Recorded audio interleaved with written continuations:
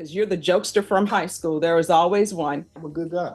No, you're not. I just got caught in the wrong position, you know. No, you didn't. I didn't do nothing wrong, man. This is Brandon McCaskill. He's standing in court facing a charge of unauthorized use of a vehicle, a felony in Texas. Yet he doesn't appear the least bit worried about the situation. What's your street name? Oh. Yeah, and what's the lettering on the side of your face? Some sale cards and detail cards. Oh, but not this one, because this one was stolen. Where's your detail shop? I don't have one. I'm starting this from the ground up. I'm mobile. I'm a mobile detailer. Oh, yeah? Tire shine, shit like stuff like that. Excuse my cousin. Children are supposed to be proud of their parents, right? She is proud of me though. Yeah, she doesn't know what you're up to. All right. Stuff happens. It happens. No, it doesn't. There's no help for you. This is the beginning of McCaskill's hearing. He's accused of taking someone else's car, and he's already showing up late to court. Brandon McCaskill? Brandon McCaskill. More than 30 minutes late, McCaskill finally walks into the courtroom wearing purple shorts. Then, nearly 4 hours later, his case is finally called, the last one before the court breaks for lunch. Brandon McCaskill. He's in shorts. Okay. Hello. I apologize for the shorts. I apologize. All right, so you know that's not appropriate attire. I have nothing else. I apologize. Okay. I haven't been in court so long. I don't keep forgetting. Winter does happen. Winter is coming, so you got to make sure you at least have one pair of pants. And for court, this is the thing, and I would always tell my client this all the time. You don't have to wear a suit and tie. If you have one, great. I would always try to make sure my clients had a suit and tie, but it's not 100% necessary. But you do need to have long pants. All right, so today is plea deadline date. Yes, Judge, we've reached a plea agreement. We just now got the paperwork. All right. We were going to ask if we could recall it tomorrow for the plea We can do it this afternoon. in shorts. Yes. Okay. All right, I'll see y'all back here at 1:30. Okay.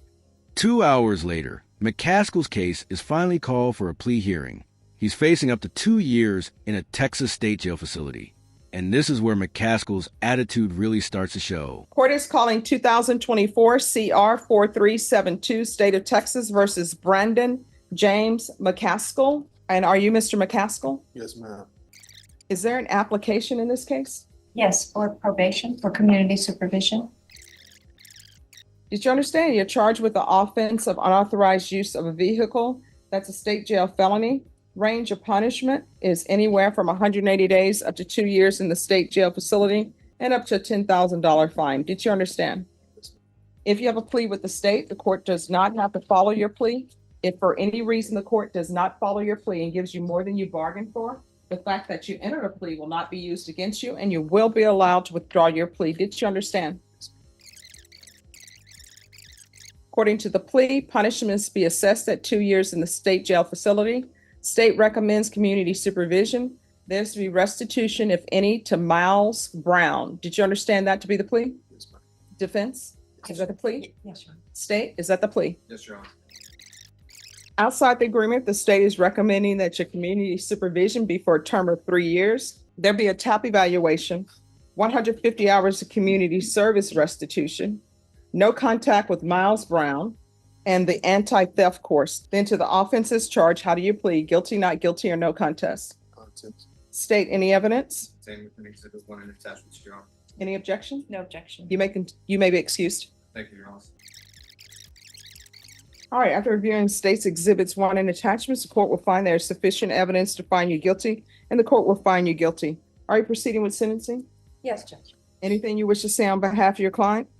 That's just that we would ask that you follow the plea agreement. My client has an 8-year-old daughter and a wife that he supports. He works as a car detailer. So we would just ask that you follow the agreement. Okay. What's your street name? No. That's not what you said in the police report. You said P1 stated that he didn't know Wood's real name and stated that some, I don't know why people are still using the N-word, don't want their name to be known. You feel me? And I respect it. I go by a street name and he go by a street name. That's what we do. So what's your street I don't name? know about street names, so I don't know why I was in the report. All right, and what's the 100 on your hand about? It's 100. No, what does that mean, you're 100? It's just authentic, you know.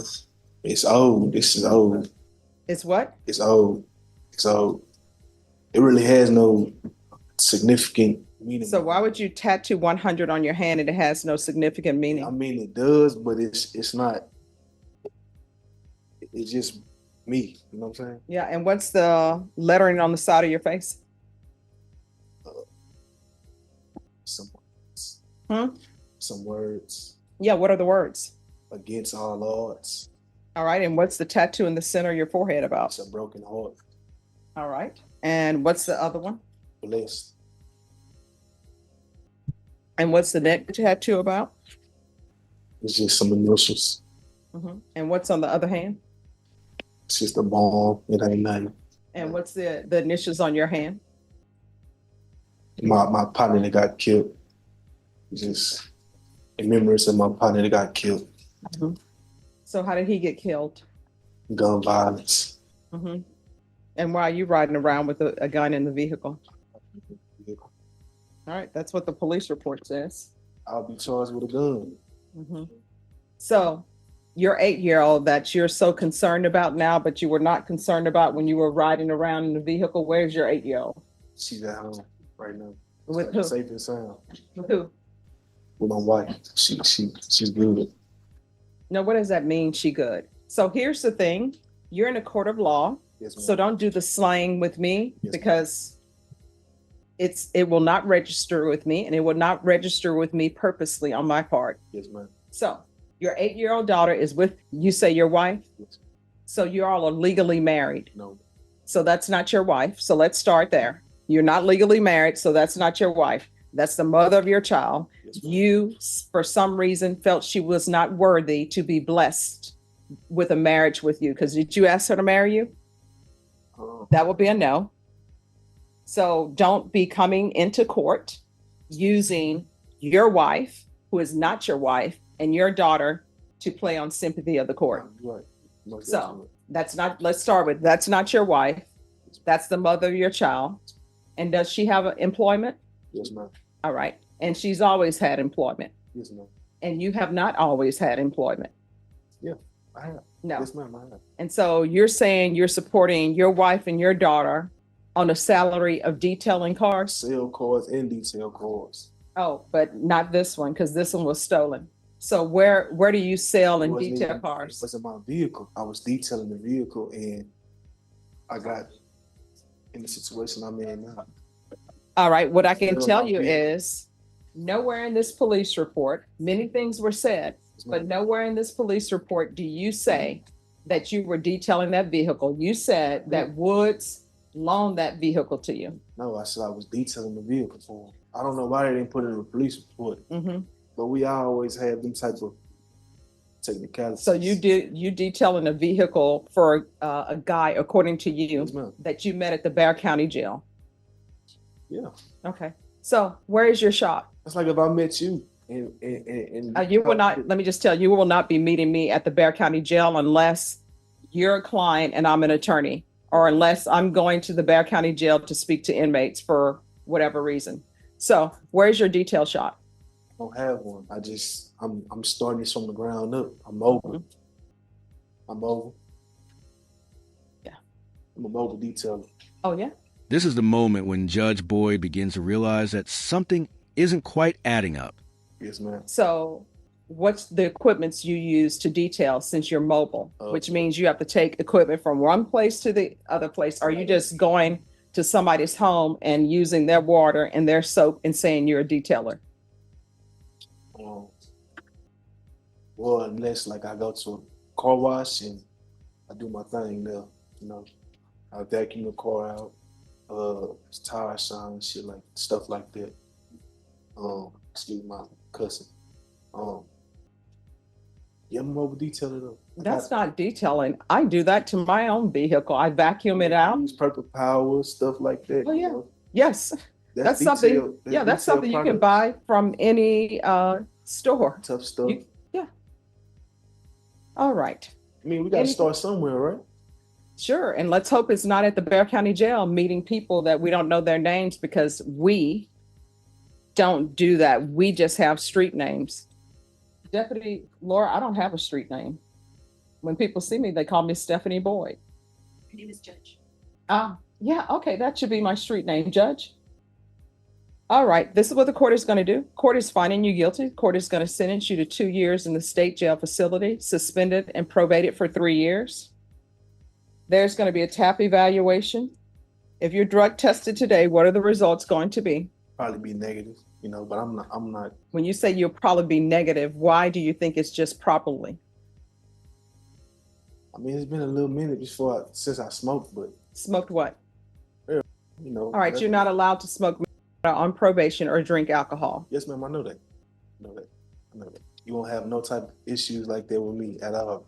There's going to be 120 hours community service restitution. I'm going to order parenting classes. There's going to be proof of employment. Yes, ma'am. There's to be no employment as a home health care provider or with minors. There's to be no unsupervised contact with minors until further notice. All right, we can go off the record. So you have a daughter, correct? This is what you need to ask yourself, because children are supposed to be proud of their parents, right? She is proud of me though. Yeah, she doesn't know what you're up to. So this is what I'm going to say to you. You need to look at yourself honestly in the mirror and ask yourself, would you want, with the baggage you have right now and where you are in your life, if your daughter were of age, would you want her to bring you home to meet her parents? Yeah, I know the answer is no. So if the answer is no, you know what that means? She is not proud of you right now. You are presenting a picture of yourself to her that is not true. I don't know anybody who would be proud. Oh yeah, my father is taking some car from some guy named Wood. Oh, my father is smoking. Oh, my father is tattooing his body up with things that mean nothing, like the 100. I'm fine. Here's the thing. I'm fine with people having tattoos. That's fine. People can have tattoos, but if you're going to have tattoos, at least let it have some meaning. You understand? And until you can say you would be so happy that your daughter would bring a guy like you on paper home to meet her family, until you can honestly say that. I'm a good guy. No, you're not. You're committed. So you're telling this court that you would be happy and proud of your daughter to bring somebody home who has felony charges. I mean, all right. Stuff happens. It happens. No, it doesn't. All right. There's no help for you, but here's the thing. You cannot have unsupervised contact with minors. So you know what that means? That means for your child to have contact with you, somebody else needs to be present, an adult who is thinking and looking out for her, because you're not. I just got caught in the wrong position, you know. No, you didn't. I didn't do nothing wrong, man. You know what? Turn and look at your attorney. Ask her how many times she's been caught driving a car illegally.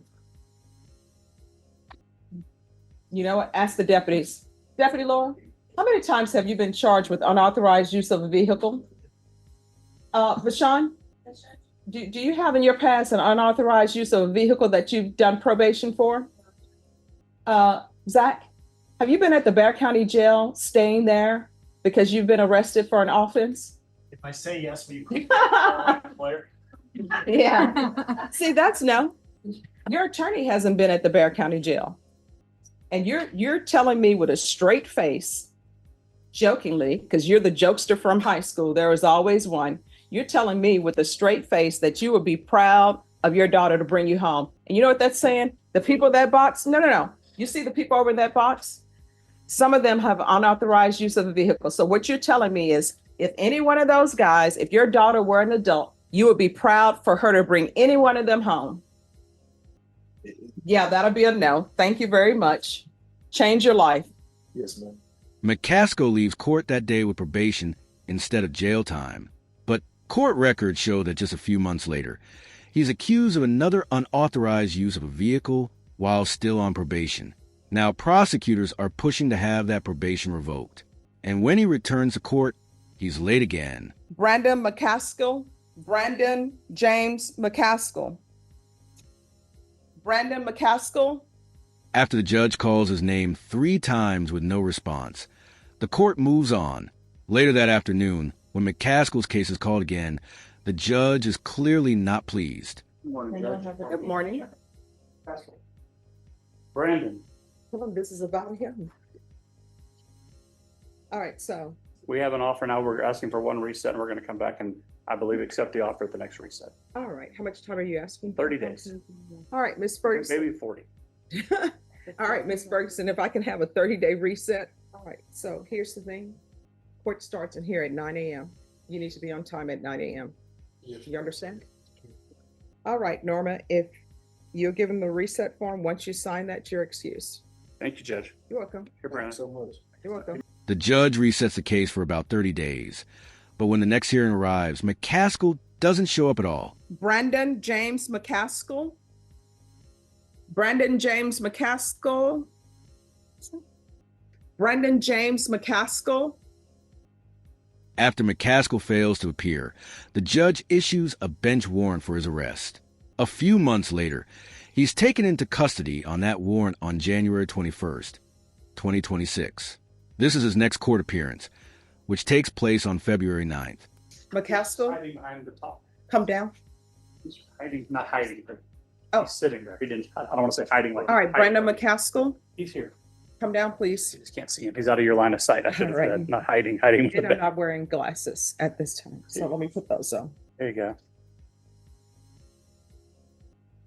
So one of these is for the motion to revoke, correct? Yes, Judge. And the other one is for a new case? Yes, it's a 25 CR 008059. Court is calling 2024 CR 4372 and 2025 CR 008059 State versus Brandon McCaskill. And are you Mr. McCaskill?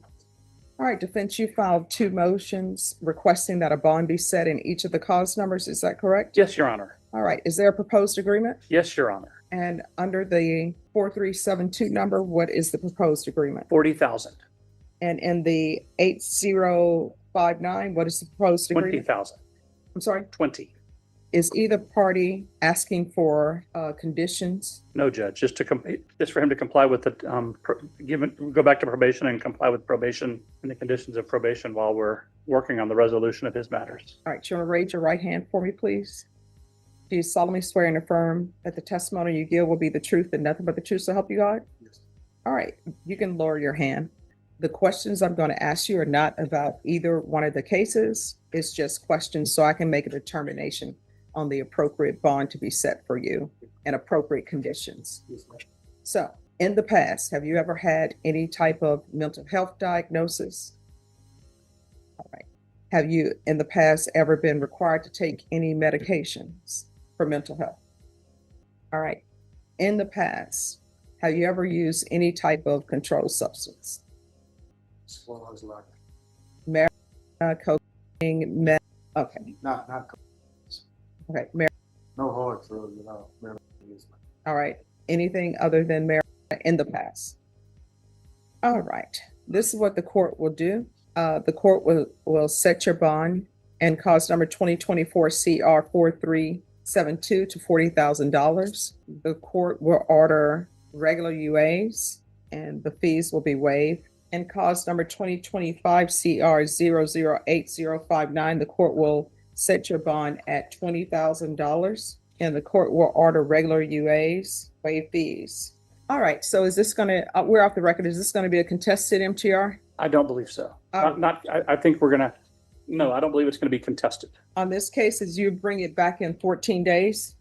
All right, we'll see you back on February 23rd. Norma, he'll need a reset, please. Yep. You're welcome. Oh, you too. McCaskill returns to court again on February 23rd, this time actually making it to the hearing. After a brief off-camera conversation with the judge, the case is reset once again. The next major date is April 29th, when a jury will decide the outcome of his new case and whether he ends up serving time in a Texas state jail facility. If you want to see what happens next in McCaskill's case, make sure to subscribe so you don't miss the follow-up.